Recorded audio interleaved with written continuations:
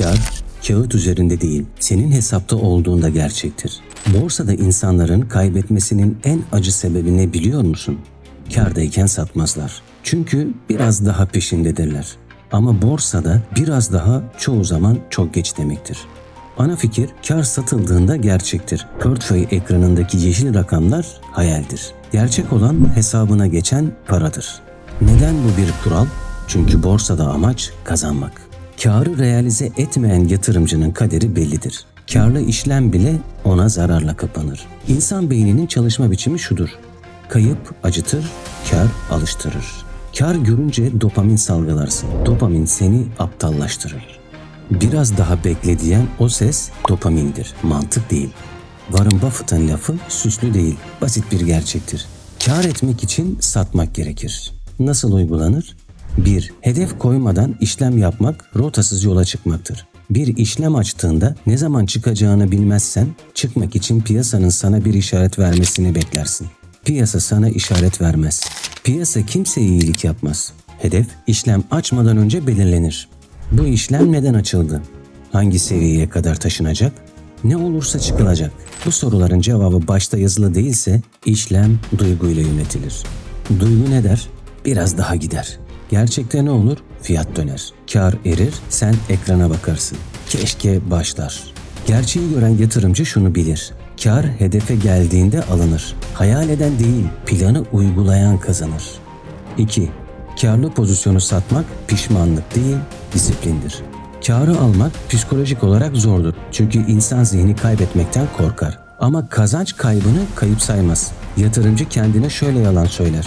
Daha gidecek, kesin içime doğdu. Bu bir analiz değil, iç sesin seni kandırmasıdır.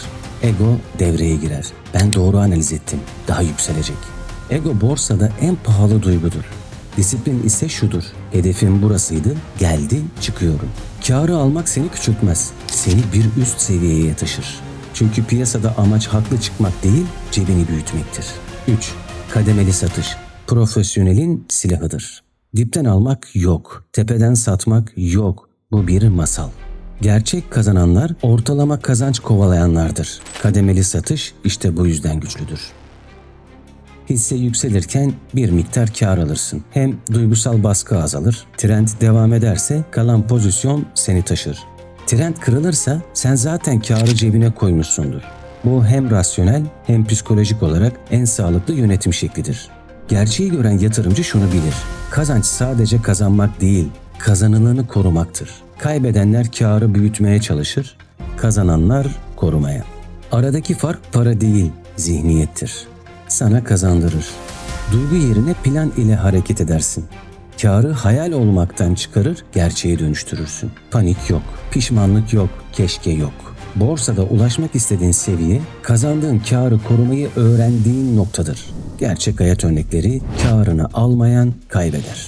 Tüpraş 2023 yükselişi. 2023 yılında Tüpraş trendi çok güçlüydü. Hisse yıl boyunca kademe kademe yukarı çıktı. Birçok yatırımcı artı %50, artı %80, artı %100 kar gördü.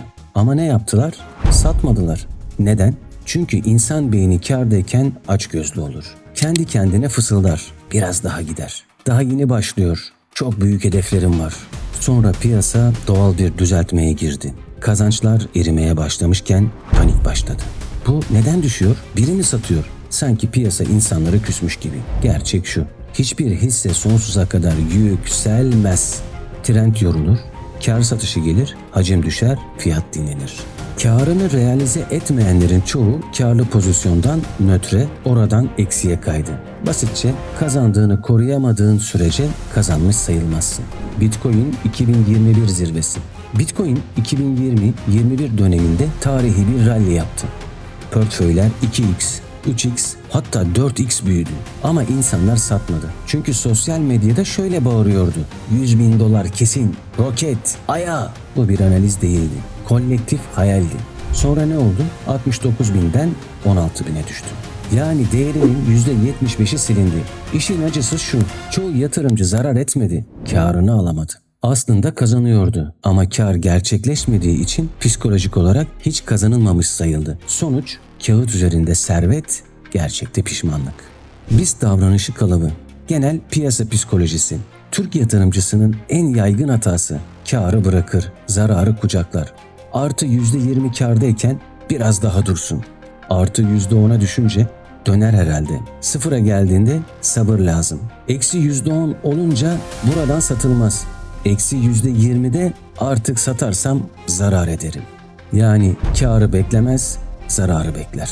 Bu davranışı kıran yatırımcı sıradanlıktan çıkar. Çünkü borsada kazananlarla kaybedenleri ayıran çizgi şudur. Kazananlar ne zaman satacağını bilir, kaybedenler satmayı reddeder. Bu örneklerin ortak gerçeği kar görüp satmamak teknik bir hata değil, psikolojik bir bağımlılıktır. Açgözlülük artı umut artı ego eşittir karın buhar oluş formülü. Kârı cebine koyan kazanır. Kağıtta tutan sadece bakar. Nasıl uygularsın? Kârı cebe almanın 4 altın disiplinin. 1. Hedef belirlemeden işlem açma. İşleme girmeden önce kendine şunu sorarsın. Bu pozisyon ne kadar kazandırınca benim için başarılı sayılacak? Bu soruya net cevap yoksa yaptığın işlem stratejik değil, duygusaldır.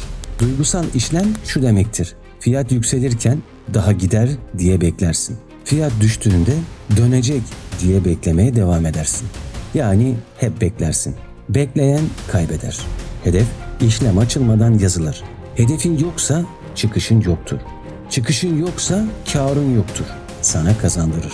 Belirsizliği öldürür, kararsızlığı keser. Ne yapacağını bilmenin verdiği soğukkanlılığı kazanırsın. 2. Kademeli satış yap. Hiç kimse tepeyi bilemez. Tepeyi bekleyen her zaman geç kalır. Çözüm kademeli satış. Örnek, hedefe yaklaşınca %30 sat. Kâr cebe.